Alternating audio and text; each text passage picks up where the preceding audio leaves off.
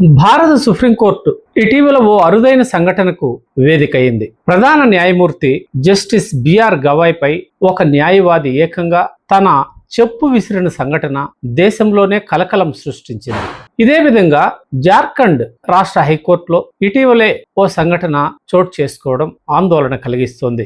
ఒక సీనియర్ న్యాయవాది ఏకంగా హైకోర్టు జడ్జి పైనే అనుచితంగా ప్రవర్తించి హెచ్చరించడం తీవ్రంగా చర్చనీయాంశమైంది. వివరాల్లోకి వెళ్తే, సీనియర్ న్యాయవాది మహేష్ తివారీ వితంతువు అయిన తన క్లయింట్ కోసం పిటిషన్ దాఖలు చేశారు. అందులో ఆమె విద్యుత్ శాఖకు ₹1,30,000 బకాయి ఉన్న కారణంగా విద్యుత్ శాఖ విద్యుత్ సప్లై ఆపివేసింది. ఇందులో ఆయన రిలీఫ్ కోరారు. దీన్ని 24వ కోర్టు న్యాయమూర్తి జస్టిస్ రాజేష్ కుమార్ విచారించారు. ఈ సందర్భంగా న్యాయవాది జడ్జితో తీవ్ర వాగ్యుద్ధానికి దిగారు. ఈ కేసులో రిలీఫ్ ఇవ్వాలన్నట్టు జడ్జిని ఆయన నిలదీసినంత పనిచేశారు.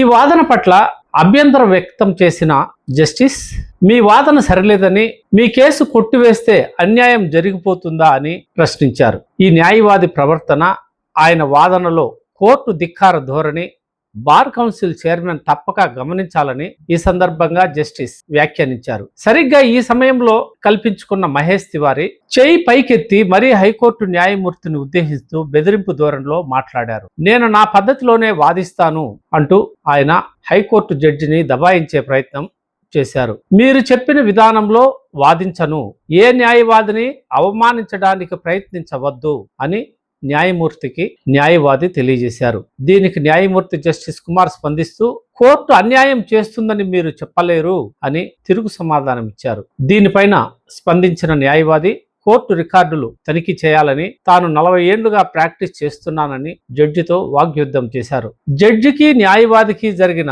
ఈ తీవ్ర వాదోపవాదాలు, అవాంఛనీయ పరిస్థితి మొత్తం లైవ్ స్ట్రీమ్ ద్వారా బయట ప్రపంచానికి తెలిసిపోయింది. ఇది న్యాయవర్గాల్లో తీవ్ర చర్చనీయాంశమైంది.